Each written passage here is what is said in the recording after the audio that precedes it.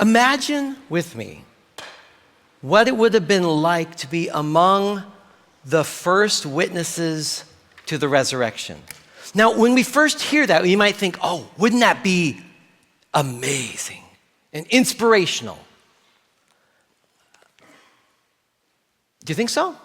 What do you think? Like, what do you think it would be like if you were among those first, especially those first women, to see that the tomb was empty? What do you think it would be like? Let's just hear a few answers. Unbelievable. That's a good word. Frightening. Yeah. Speechless. Yes. Because we might imagine that moment. It's key. Now with 2,000 years of perspective, we look back on that and go, oh, that'd be so inspiring. That would just be so faith-building. That would be amazing. And it is. And it was. But in the moment of it, in the actual experience of it from those who experienced it first, it would have been confusing, bewildering, unbelievable, skeptical, good word. Angering, another good word. See, here's the timeline, and we've heard part of the story at the beginning of the service. So the first part of activity happened right around daybreak. So several of the women that were disciples, they were followers of Jesus, many of whom had witnessed his crucifixion, they went to the tomb expecting to anoint his body with spices. At the time when Jesus died and when he was put in the tomb, it was late enough in the day. There really wasn't adequate time to do all the respectful things that you would do for someone you loved who had just died. So they wanted to go do that.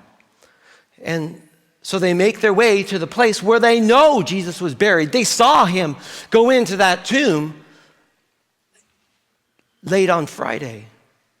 But what they see is a stone that is rolled away. They look inside the tomb and there's nobody there. And if that doesn't set off alarms, I don't know what will.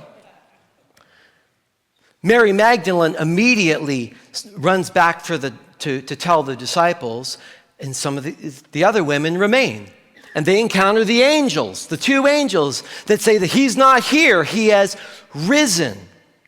And then because I don't know what you would do if you encountered an angel, but most of the time in the Bible when that happens to people, they just plain freak out. And these women, they were faithful disciples, so they faithfully freaked out. I don't know if that's a verb, but they, in fear, went back to tell the disciples. Peter and John, they hear about it. And so they come running, and they check things out, and it's exactly as the women have said. The tomb is empty. They go inside, they see grave clothes still there. And if that isn't strange enough, because if the body is stolen, the grave clothes would have been as well. They don't know what to do. They rush off. Mary Magdalene, of course, she is followed behind them. Now she goes in and she sees that the tomb is empty. She sees the grave clothes. And then, unlike Peter and John, who just took right off, she lingered. She wept. As she did, she encountered those same two angels who told her a very similar thing. And then she turns around and she sees someone. She thinks he's a gardener, thinks he's somebody who works there, and asks him, "Do you know where they took the body of Jesus?" Not knowing that she was speaking to Jesus. She didn't recognize him. We're going to come back to that theme in just a minute. She didn't recognize him until Jesus spoke to her. This seemingly stranger, this gardener, oh, that's interesting. Good singing voice. Said to her, "Mary." And she immediately recognized the voice. "Rabboni," she said.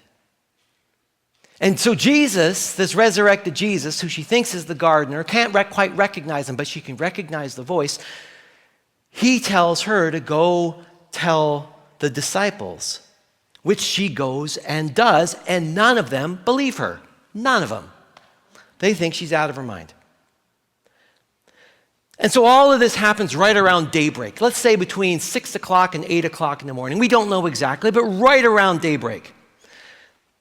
And then at noon, nothing. 1 o'clock, nothing. 2 o'clock, do you know? Nothing. You would think that the greatest event in history would be on a tighter timeline. But apparently, the Lord didn't plan it that way. In fact, and here's one of there's two takeaways I hope you receive today. First one is this. It's actually the way that the testimonies of the resurrection are written should actually increase our confidence in them.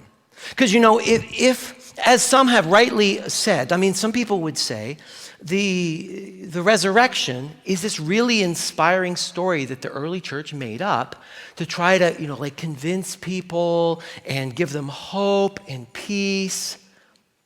But, if you were writing a really great story, if you were inventing a story, you wouldn't invent a story like this.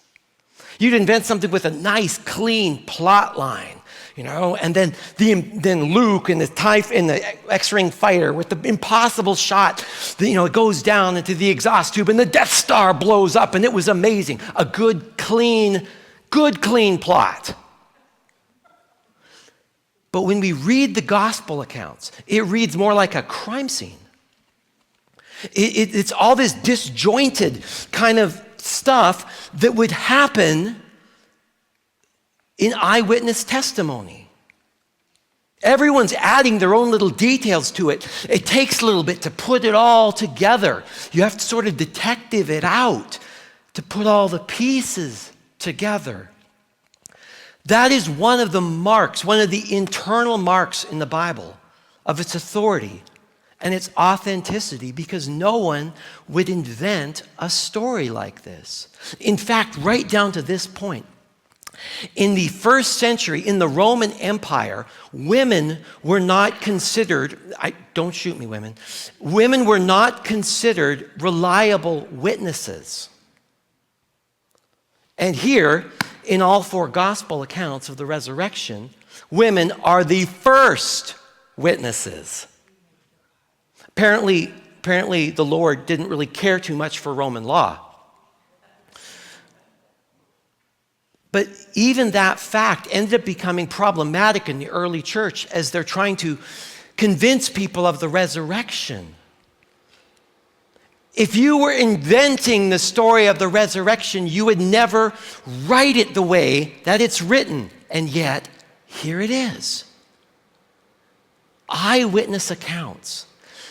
And it's in the odd little details of the resurrection that we see their authenticity, including the story that we're going to look at today. Now, we have been in Luke chapter 24, and I'd like us to pick things up. I'm going to take my reading glasses and put them on because this is going to really help us all.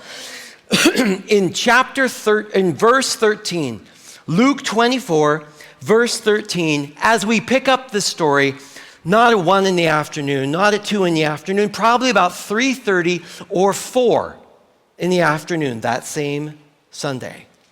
All this dramatic stuff happens at daybreak, and then a whole lot of nothing. Whole lot of disbelief, whole lot of confusion, whole lot of people not believing Mary Magdalene, by the way. And we pick the story right up here. Okay. Now that same day, 2 of them, so 2 disciples. Now one we get to know in a few moments. His name is Cleophas. And this is also an interesting mark of the resurrection story because he doesn't show up anywhere prior to this moment. If you were going to invent a story of the resurrection, you would have these first witnesses be people that are already written about. There'd be somebody important. Cleophas really isn't. He doesn't even later become a leader in the early church. He's just a dude. He's just a guy who's been a follower of Jesus and is aware that Jesus has died. And then there's another disciple with him that goes unnamed. And I'll tell you in a few minutes my own hunch on who that is. That doesn't mean that I'm right. But so these two disciples were going to a village called Emmaus. Now, many scholars have wondered where Emmaus is. The only thing we really know is the other part of this verse. It's about 7 miles from Jerusalem. Now there's a village in Gaza Strip. It's a Palestinian settlement now called El Beba that is about 3.5 miles northwest of Jerusalem. There's a very good chance this is where the village of Emmaus, the historical village of Emmaus, was. So they're walking along, in which case that would mean that Luke was listing the 7 miles as the round trip. Like he was just thinking about like how a person in Jerusalem would think about the trip. It's about 7 miles because you got to go there. There's nothing there, and then you come back. So they're making this trip to Emmaus, and they're talking with each other about everything that happened. As they talked and discussed these things with each other, Jesus himself came up and walked along with them. But they were kept from recognizing him. So here's the second appearance of Jesus. And now when Mary Magdalene saw Jesus, she didn't know. So there's been some really interesting questions raised by this. Notice it's in passive tense. All my who's English teachers? English teachers in the room? Yeah. Okay. Passive tense, even passive tense in the Greek, doesn't tell us why they were kept from recognizing him. It doesn't even specifically say God kept them from recognizing him. Now, that could be the case. It could, because God can do anything he wants, but usually he takes credit for it in the Bible. They were kept from recognizing him. Now, some people have wondered if the resurrected Jesus just plain looked differently. Like one of the things that scholars speculate about is, what will your resurrected body be like?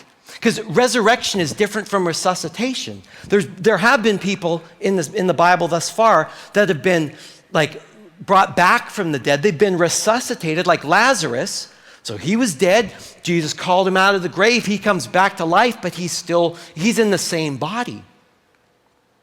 Jesus is resurrected from the dead.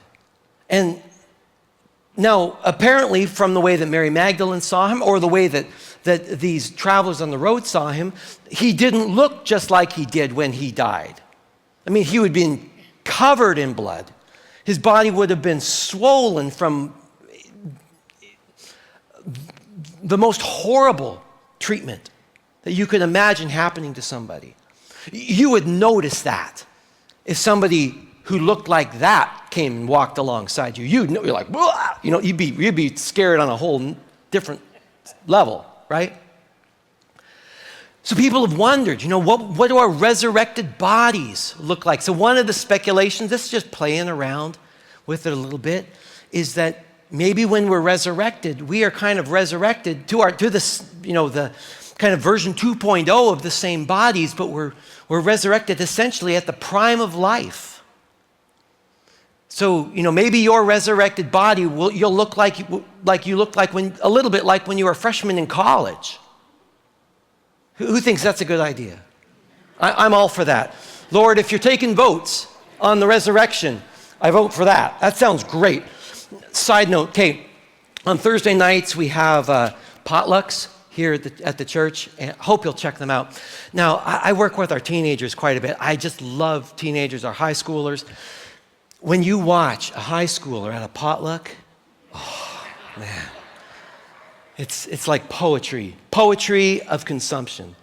Because like these beautiful human beings, they legitimately need like 5,000-6,000 calories a day because they're growing like crazy. And I just watch them as they make their way, like they kind of harvest their way through the potluck table. And I just think, I remember when I could have done that. Remember? It's just like, I wish I could do that again. I used to be able to eat like half a pizza and still feel good, So maybe our resurrected bodies will be like in the prime of life. And so in which case, we can understand why Mary Magdalene and these disciples would have had a really hard time when they see, 33-year-old Jesus looking like 21-year-old Jesus. 3 days before that, on that Friday afternoon, they'd seen him bloodied and bruised and just absolutely in the horrible human condition. And here he is looking like all great, like Instagram great kind of thing. I don't know. It could be because of maybe they were so traumatized by the events they witnessed on that Friday afternoon. That they were like many of us who have gone through anything traumatic, and our worlds have just, for a time, just gotten smaller. They just can't see it. But whatever the reason, they were kept from recognizing him. So let's keep reading, because it gets better, even better. He, Jesus, asked them, "So what are you discussing together as you walk along?" He's asking this question. So they stood still, they stopped walking, and their faces were downcast. One of them, Cleophas, he asked Jesus. He asked Jesus this. "Are you the only one visiting Jerusalem who doesn't know the things that have happened in these days?" He's looking the Lord and Savior of the universe in the eyes, saying, "Are you clueless?" "What things?" Jesus asked. Just pause here. Do you think Jesus enjoyed this? I kind of think he did. "Oh, what things? Do tell." "Oh, about Jesus of Nazareth," Cleophas replied. "He was a prophet. He was powerful in word and deed before God and all the people. The chief priests and our rulers handed him over to be sentenced to death, and they crucified him. But we had hoped that he would be the one who would redeem Israel. And what's more, it's now the third day since all this took place. And in addition, some of our women amazed us. They went to the tomb early this morning, but didn't find the body. They came and told us they'd had a vision of angels who said he was alive. Some of our companions went to the tomb, and they found it just as the women had said, but they did not see Jesus." Tells us a couple things. One, Cleophas he's already dismissed Mary Magdalene. And just enjoy the irony of this moment with me, okay? They are walking with Jesus. Jesus has asked them questions, and now Cleophas is explaining Jesus to Jesus. Including the story of, our companions, they didn't see him. And they're looking right at him as they say that. I mean, I just think Jesus would have enjoyed this moment. This is divine comedy. Jesus has gone through the most horrific situation imaginable. Now he's got a brand new life, maybe even the 21-year-old body, I don't know. And he's walking with some of the folks that he's known, who were there, who watched him crucified, and he's having a conversation with them. They are looking right at him, and they haven't a clue. And yet, don't we do the same kind of thing? We walk with Jesus, and often we don't see him with us.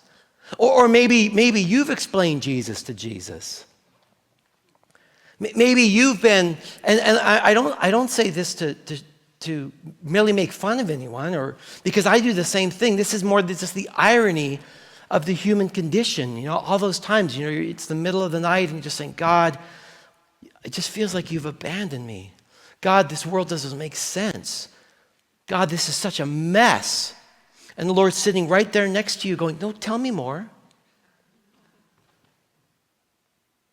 How are you really feeling? Well, I just feel like the Lord has abandoned me. No, just keep talking. And we try to explain Jesus to Jesus. We can look right at him and not see him. So Jesus responds. He said to them, how foolish you are, and how slow to believe all that the prophets have spoken. Let's pause there for a second. How foolish you, can we go back one slide? How foolish you are. Now, this is an important moment, because when you hear this, when you read this, on the screen and stuff, you imagine this moment, what does the voice of Jesus sound like in your head? That'll actually tell you quite a bit about how you imagine God. Is it like, you foolish? How slow to believe you are? Ah! So disappointed with you. Why can't you get it? Sounds like that bad parent or that bad uncle or that that coach or whoever. Sometimes we hear that. I really don't think that's the tone that Jesus used. Do you? He's looking right at them. He knows they don't get it. And he might even be giggling on the inside just because of the irony of this moment. How foolish you are. And how slow to believe. Now, the literal Greek in there says, how slow of heart to believe. So the King James and the ESV and a few other translations translate it that way. How slow of heart. See, that tells us something about the conundrum that the disciples find themselves in, because it's the same one we find ourselves in, right? There are times we know these things about God, but it's just, it takes a while for our hearts to catch up to what we know. We have a divided heart. We kind of know it, but we don't really know it. You know what I mean? We know it, but our hearts are slow. It takes a while for our belief to catch up to the evidence. It takes a while for our souls, our internal being, to catch up to what we already know is true. How foolish you are. Like, you know this, but you don't know this. And how slow of heart to believe. And then let's keep reading.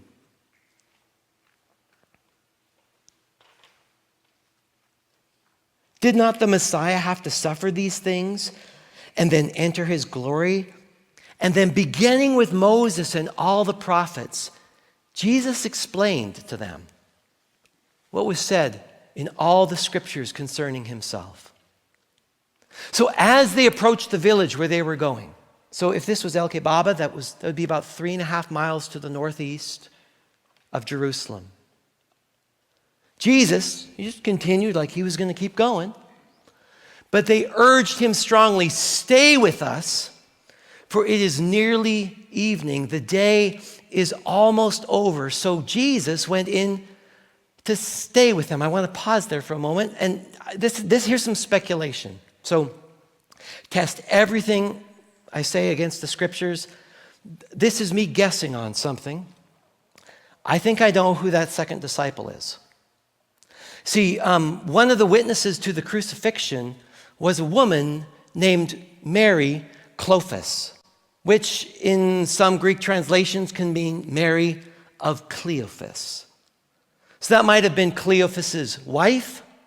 That might have been Cleophas's daughter. But it would sure explain why they have a home together. And it also might explain why at this moment in the story, this dear disciple is not named. Because at this moment, you guys remember, like if you're trying to retell the story, if this would make the majority of the early witnesses of the resurrection women. And because in this moment, gender doesn't change the story, I think Luke might have chosen to omit that one little detail. Now, I could be completely wrong on that.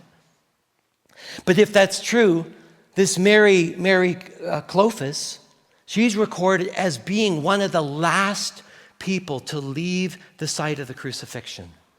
She's one of the reasons why we know all the details about the crucifixion, because a few women stayed till the very bitter end. So they enter into the house. Let's pick up the story. This is just amazing. So Jesus went in to stay with them. Verse 30. When he was at the table with them, he gave thanks, broke it, and began to give it to them. Does that start to sound familiar to you? By the way, that would be a very strange thing for a guest to do at somebody else's house. So this guest shows up, starts acting like the host at their own table. So while he was at the table with them, he took bread, gave thanks, broke it, and began to give it to them. And it was right then that their eyes were what? Opened. And they recognized him. And he disappeared from their sight. Okay. So they asked each other, were not our, what's the word? Hearts, you who are slow of heart to believe, won't our hearts burning within us while he was on the road and he opened the scriptures to us? Like they're looking at him, they're hearing him speak, and they're like, I just don't know. And they crossed the line of faith. Weren't our hearts burning when he said this to us? And so they got up at once and went and returned to Jerusalem. So now it's right about dusk. It's right around dinner time, and they're making their way back to Jerusalem. They found the 11 and those with him assembled together, and they said, it's true, the Lord has risen and appeared to Simon. That's another one of those quirks in the resurrection story, because maybe Jesus appeared to Simon Peter and it just didn't record it for us. Maybe this is stuff that Cleophas is just kind of making up in the moment. Again, this is one of those things that's just one of those authenticity markers of the gospel account. It wouldn't be in there if this was some professional story writer trying to build up something that would reinforce something that was imagined by the early church. So then the two told what had happened to them on the way and how Jesus was recognized by them when he broke the bread. And while they were still talking about this, Jesus himself stood among them. Bing! Maybe he didn't make the ping sound. But you can believe that the moment he appeared, there were some sounds. Can you imagine? You're in this closed meeting and suddenly, here's Jesus. He stood among them and said to them, peace be with you. Probably because all they were feeling in this moment was chaos. Peace be with you. So as we find ourselves this Easter, could it be that Jesus is a lot closer than you think? That for some of us, we have been walking with Jesus, and Jesus has been right there next to us for a long time, and it's sometimes so hard to see him. How slow of heart. How slow to believe. See, my hope is that by hearing these resurrection stories, and I hope that this is just the beginning of your inquiries into this, that you'll look for yourself, you'll do some of the detective work, you'll put the pieces together, because the resurrection, my dear friends, is a historical fact. It's not just an inspirational tale. As hard as it is to believe that someone came back from the dead, it is historical fact. We see it in the internal evidence of the scriptures because of the complexity of the story, because of the strangeness and the fine details of the story, the eyewitness accounts of the story. We see it in the archaeological evidence. Do you realize there are more copies, fragments of the New Testament than any other document from ancient history? It is absolutely unparalleled.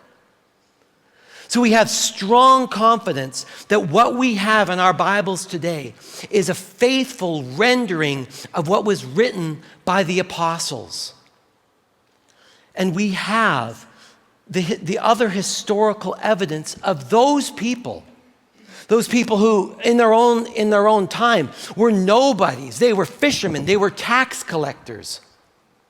These are blue-collared, uneducated workers. These people, the 12 that Jesus called the apostles, but also the hundreds of other people that witnessed Jesus after his resurrection, every one of them would either die or risk death rather than deny what they saw on that day and the 40 days that followed. Every single one of them. Who would die for a lie? And yet so many did. The resurrection is historical fact, and it's something that we can put our faith in. We can cross the bridge, if you will, of belief and say, this is a reality that can carry my weight. This is a reality that I am willing to put my hope in and my faith in. And so what I would invite us to do as we look to apply this to our own lives. In just a moment, Jeanette's going to lead us in a song. It's kind of like a familiar praise song, a worship song. I would invite you, if this is something that maybe the Holy Spirit is inviting you to do in these moments, whether this is for the first time, or maybe in a renewed way, or maybe this is something that has been part of your life for a long time, but you just want to say, I just feel like I need to go public with this. I want to invite you to do something that might seem a little strange. Ooh, cool, that's. But it could be a really powerful moment for you and for the people around you. I want to invite you to just come walking on up and just walk across the bridge.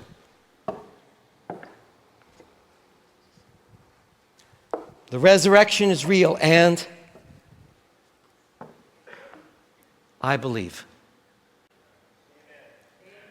I'm gonna put my feet where my faith are. I'm gonna let this historical truth become personal, and I'm gonna let it change me. Jesus, I believe. I believe in the resurrection. I believe in new life. I believe that one day, because I put my faith in you, I'm going to be resurrected too. I look forward to the new heaven. I look forward to the new earth. I look forward to having a body like Robbie's again, where I can eat all those pizzas and not get sick. I look forward to what you are going to do in my life. I'm not just going to hold my faith out there. I'm going to hold it in here. Jesus, I believe. Because I once was lost, but what? Sing with me. But now I'm found. I was blind, but now I see. So I invite us to stand in song, and then as we're singing, if the Lord's moving on your heart, I just invite you.